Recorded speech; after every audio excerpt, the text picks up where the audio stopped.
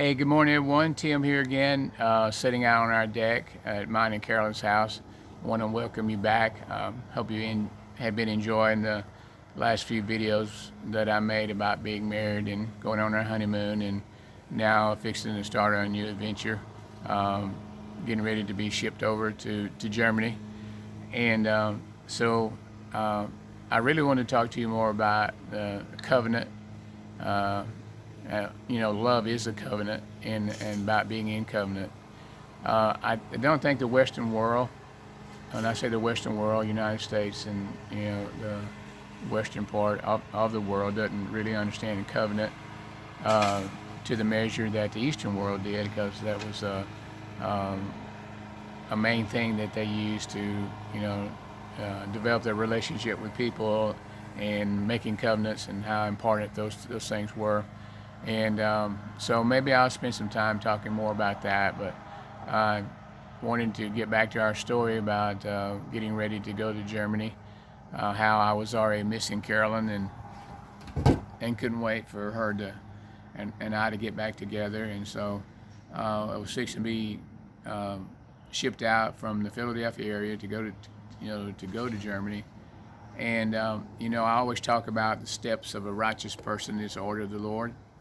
Well, we know there's only one good person, and that's God, but God does order our steps in our lives, and I think it's very important to know. I wanted to read to you Psalms 37:23 this morning.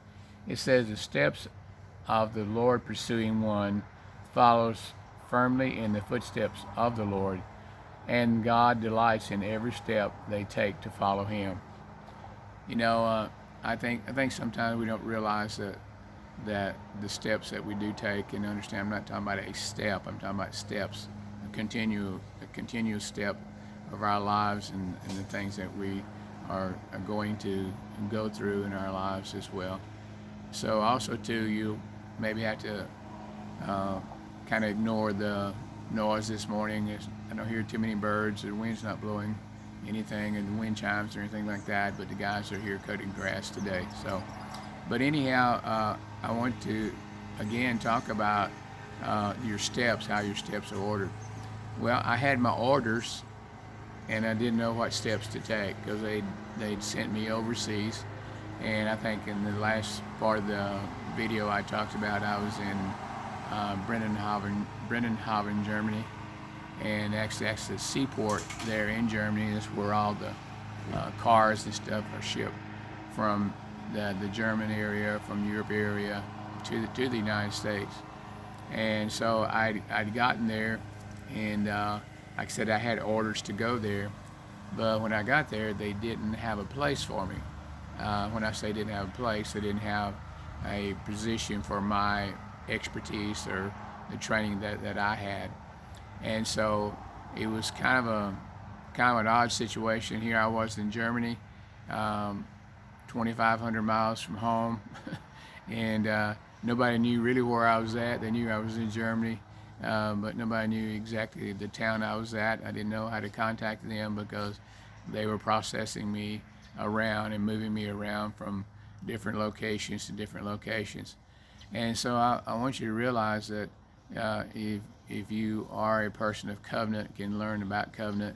And like I said, I want to talk a whole lot more about that. And us living in the western part of the United States don't really understand covenant. The people that live in the eastern part of the world, when I say western part of the United States, I'm talking about the western world. And the people that live in the eastern world, they understand about covenants. And so I was learning to what my covenant was with my wife, the covenant that we had with God together. And now we're both covenant people being married and being in our relationship with God. And I realize now how important that really is, and I wanted to hopefully get that over to you, how important in life to have a covenant with God. I talk about God all the time, and of course I talk about my marriage, and so the stability of my relationship and my marriage to Carolyn comes through my relationship with God. And you can't really have those things unless you understand that and want that type of relationship. Because remember, I'd read it to you before that the the Word, the Bible, had talked about that God has a plan for you, that it's to do you good and not harm. Some people feel like God's always out to punish them and keep them away from having a good time, a good life, and so forth and so on. But He's not. He has a plan for to do you good and not harm. And so that's where those three things come in, as far as love, uh, protection, and provision. And that's what you want to do for your wife or your family, or the wife to her husband the same way, is to show love. And by having love and understanding covenant, you can have the protection, and then you can have your provisions. I don't know if you remember, I talked about um, covenant people. I remember the story about David and his mighty men. It's another Bible story about that they were great warriors and they won numerous battles. They just couldn't be defeated because they were covenant people. That one covenant warrior could defeat 800 men in battle. One, and sometimes they wasn't even using the weapon; it was just using their hand, because they were given supernatural strength, and they were given the ability to be victorious. And I think that's why it's very important to understand that the power of the couple being in marriage it has similarities or a look-alike about being a covenant warrior, because the Bible talks about, says, when one can put 1,000 to flight and two can put 10,000 to flight. And what that means is that we need one another. You need me, I need you. You need the message that I'm trying to get over to you, to win over in this world, to win the battles in this world. So if you just think, if you can do so much by yourself, think about how much more you can do with your covenant partner, or with someone that loves you and that are with you in an agreement. And I think the word of God talks, you know, a tremendous message about the importance of that, and that's why it's important as a couple that you learn to be in agreement, because you can do so much more. Now, those that are not couples now, or not married now, whatever, you need people in your life. We need each other in our life, and I wrote a couple of things down that I want to say to you. It says we need each other. Uh, the more we grow in love, the more that we realize this. We realize that this is the only way the plan can be carried out. I was talking about the plan of God can be, and it needs to be carried out. And I was watching that yellow jacket on my table. I didn't want to make sure he got on me. He may be watching me, but I want you to realize that the enemy of life is like flies.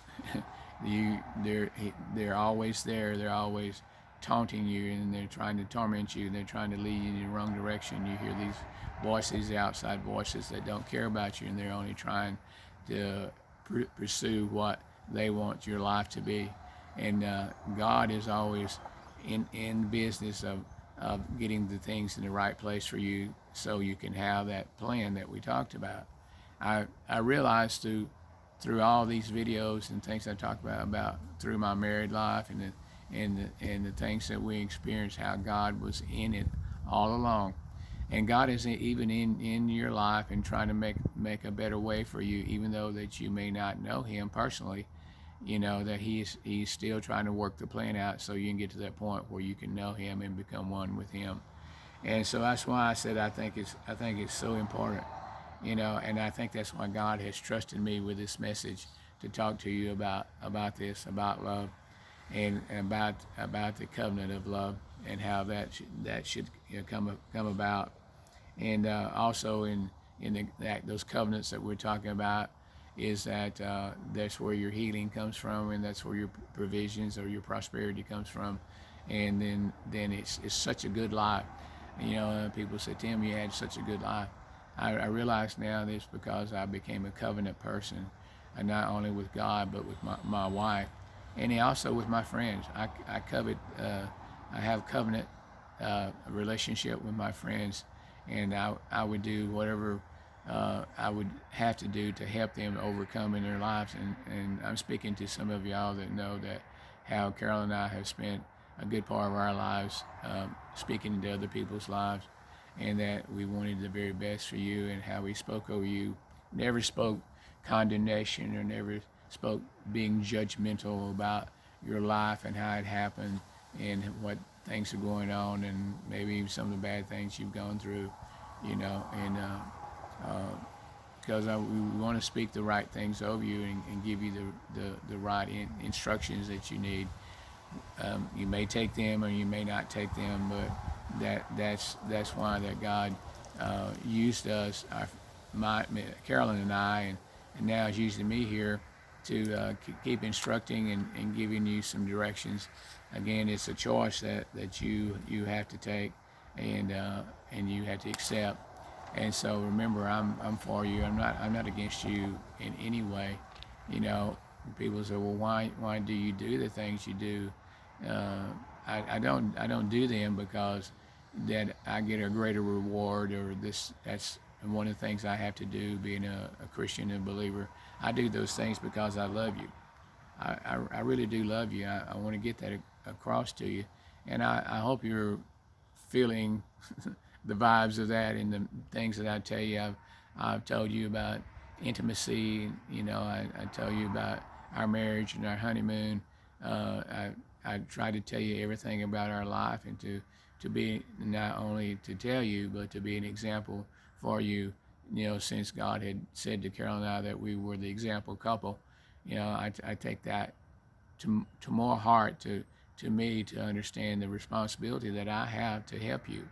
Now, by me doing these things, does it make it that this is what I have to do to get into heaven? No. The only thing that you have to do is ask Jesus to come into your heart and be your Lord and Savior, and it's just that simple.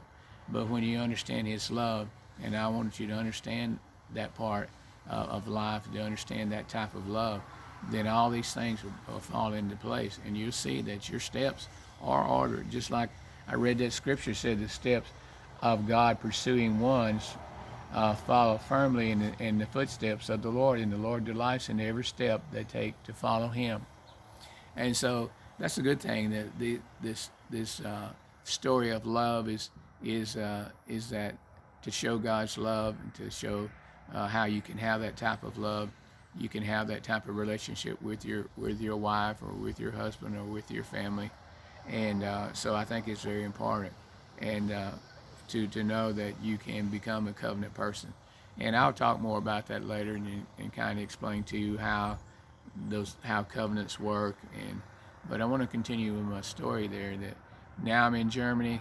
I don't know where I'm supposed to be, but I realize inside of me that God has a plan for me.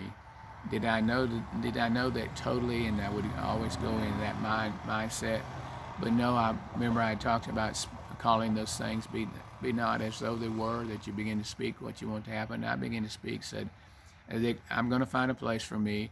My purpose was to be here in Germany, and I need to get a place quick. I need to find my place quick so I can get Carolyn there with me, because I need her now, because I'm not totally complete because I don't have her with me, and to not only to love her and be with her, but the power that we have as a couple, and I realize that more now. The story I'm telling you now had happened 50 years ago, but I see how it played out, and how it set a plan, a pattern of where our life is, and where our life is going to be even more fulfilled.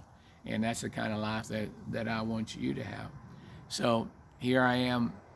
What they would do, I would go to this one post, or they called it concerns over there, the Kleber concern, the Reinhardt concern. I mean, there was all Reinhardt Air Force Base. There was all kinds of places, or as you might understand, depots or positions, or a place that you're supposed to be. So what would always seem like would always happen, I'd always end up there closer to a weekend. And even back in those days, people didn't want to do much on a weekend, even in the military. So I would be put up in a what they call a transit billets, or a place housing, or really what it was is one big room with a bunch of bunk beds in there, and nobody was usually in there. I was the only one in there because I was being transferring here to there to trying to find my place. But I knew in my heart that I had a place, and I knew in my heart that it was going to be in Germany, and I knew in my heart that it was going to be good, especially when I could get Carolyn over there with me. So I can imagine the thoughts that were going through her mind. Here we are, a newly married couple, and now we've been separated a week. And I told you that when we were always separated, we'd always say, well, I have to go now, but I'll see you soon. And that's kind of the way it was when I left Carolyn in the United States coming into Germany. So they moved me around to one place or another, and then now one week became 2 weeks, then it became 3 weeks, and I still had no place. Nobody knew where I was at, so I was at I could call. I just let them know that I was in Germany, but I didn't know where I was going to be stationed. And once I got a home there or a place there, then I would let them know what was going on. But I always try to stay in contact with Carolyn and my folks as well, to let them know that I was okay and that I was doing well. But I had it in my heart, and I kept speaking those things, that I'm going to be fine. I'm going to find my place of duty. I'm going to do good. We're going to enjoy this. We're going to enjoy having Carolyn there with me. We're going to have a great time. Even though my mind was saying, hey, man, you don't even know where you're at. You don't even know what you're going to do. That, and that's what I'm saying, that the enemy begins to play that. But the important thing is that you never speak that out in your voice, because then you hear yourself saying that, even though it's going through your head. That I said we talked many times about controlling your thoughts, and there's an old saying that says that a bird may fly over your head and land on your head, and I think one just pooped on my hand. That's great. That's great. Anyhow. But you don't let them make a nest in your hair. And so anyhow, I guess this is when you do live videos, and I don't try to go back and critique them or try to go back and make them differently or whatever. When I speak to you, I'm just speaking to you straightforward and not editing anything at all. So that was really weird. I'm glad it didn't land on my head. It hit my finger. And get out of here, birds. So I knew that I was going to be fine, even though that my mind told me otherwise.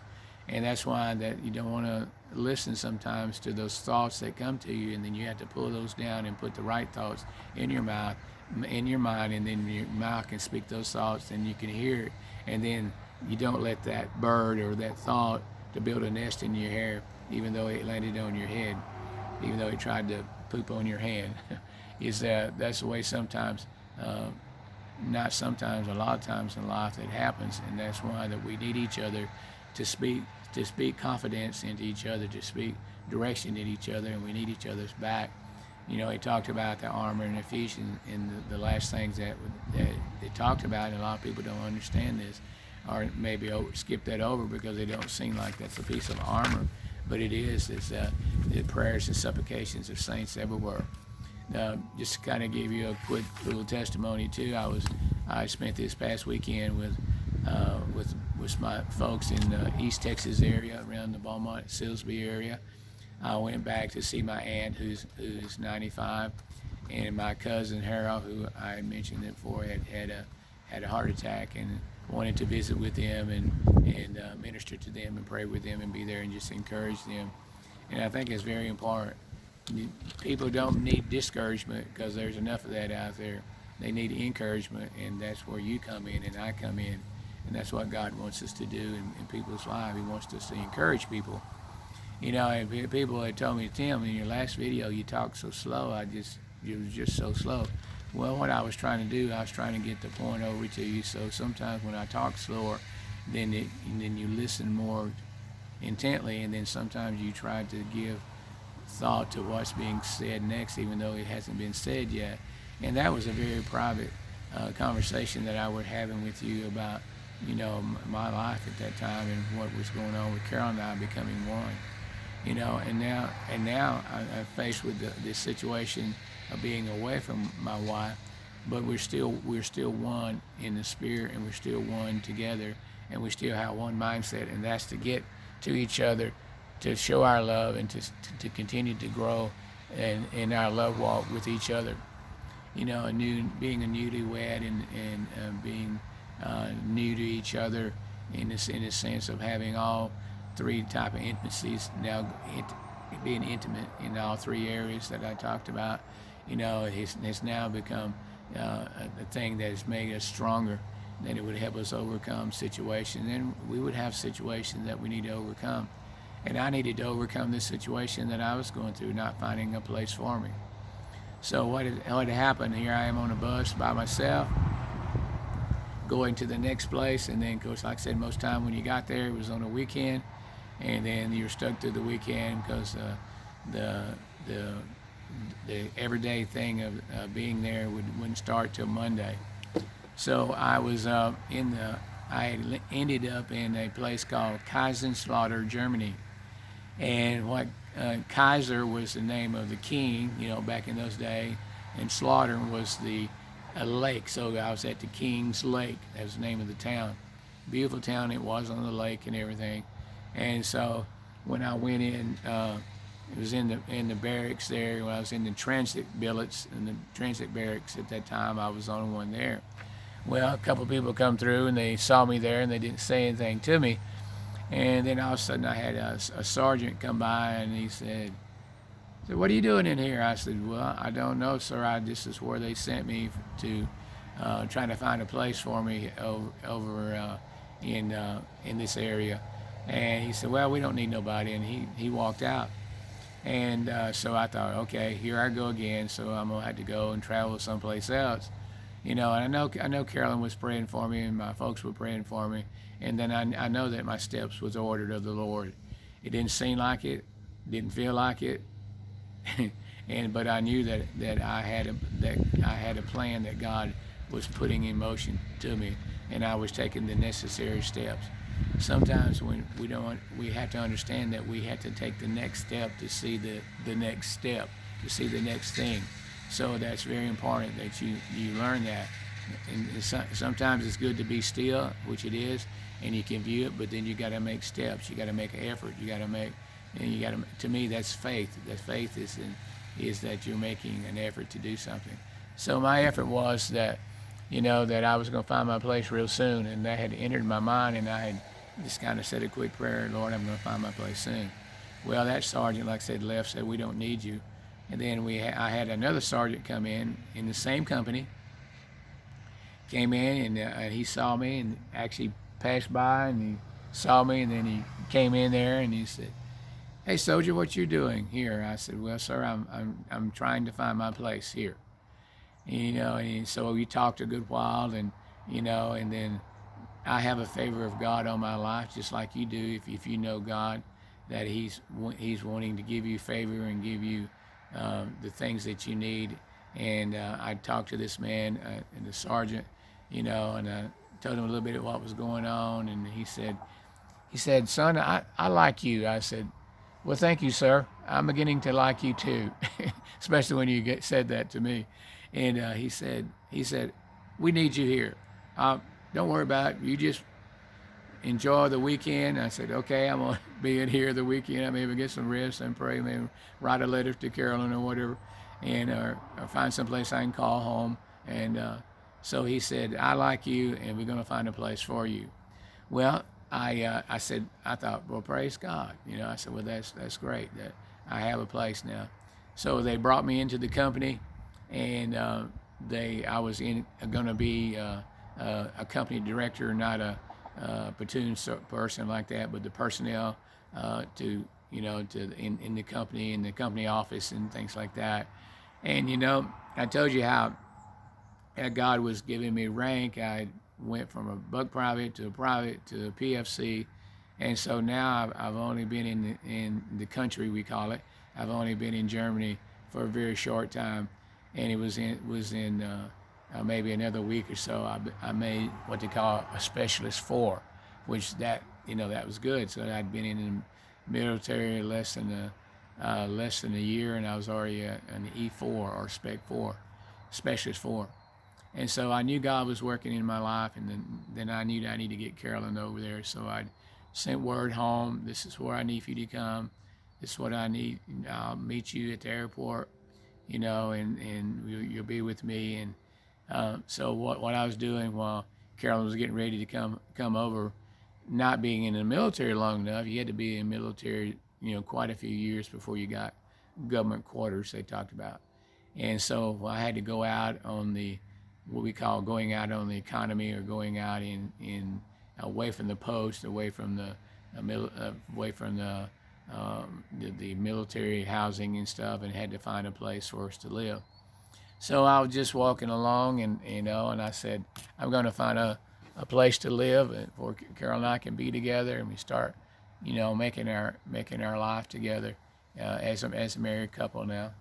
And so I was looking around, and it was very expensive, even when I say very expensive for that time in the 70s, it was expensive to find an apartment.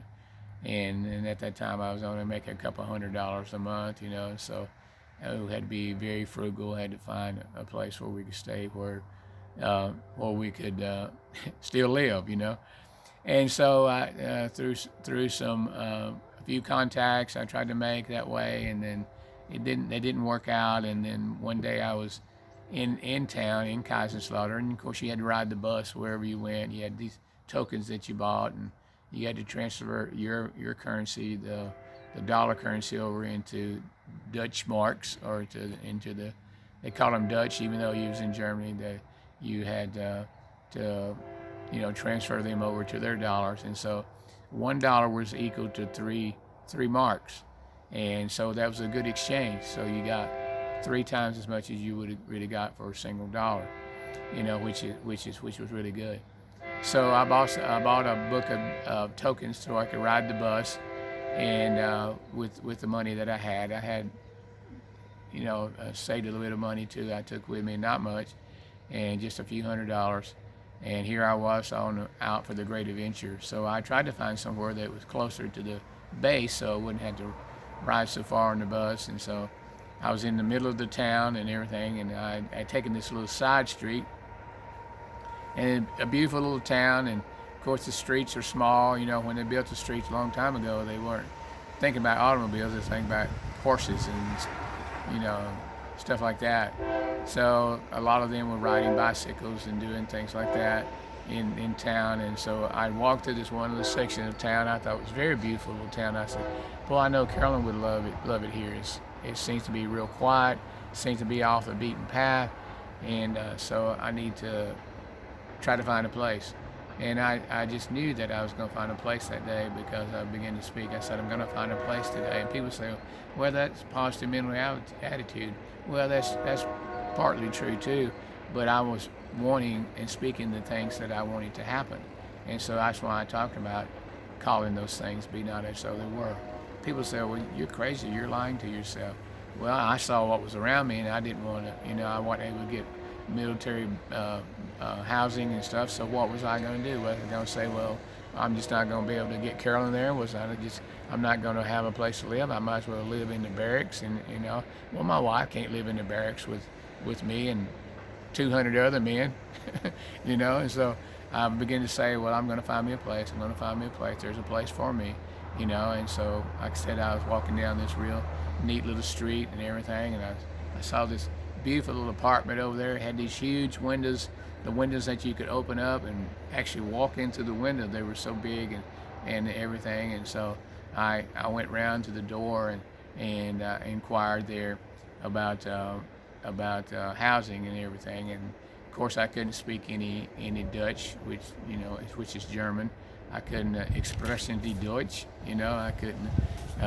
We learned to communicate a little bit. So here I was trying to do my hand signs and everything, and I was really blessed, because the couple, which was an older couple, had their niece or granddaughter or somebody there with her, and they could speak English, and which was good, So here I am in the process of finding Carol and I a place to live, and then beginning to speak for those things. And remember the scripture that I read, that the steps of a righteous man is ordered of the Lord. I was trying to be as righteous as I possibly could, but I know there's none good, nobody, no, not one, but God, and He's the righteousness of us. We're righteous through Him, and so, here I was, uh, believing that I was going to find it. I really liked this place. Didn't know if I could afford it or anything like that. So I began to go into negotiations with them or being able to talk to them about this place and everything. So anyhow, that's the steps I was fixing to make. And so I want to end the video right now. I know I'm in the middle of the story, but I'll pick right back up on it. I want to make them short enough where you can listen to one and then go to the other. And I would say to you that always what Carolyn said, my baby always said, we are eternal, and we'll talk to you soon. And I'll talk to you soon. God bless you, and I love you.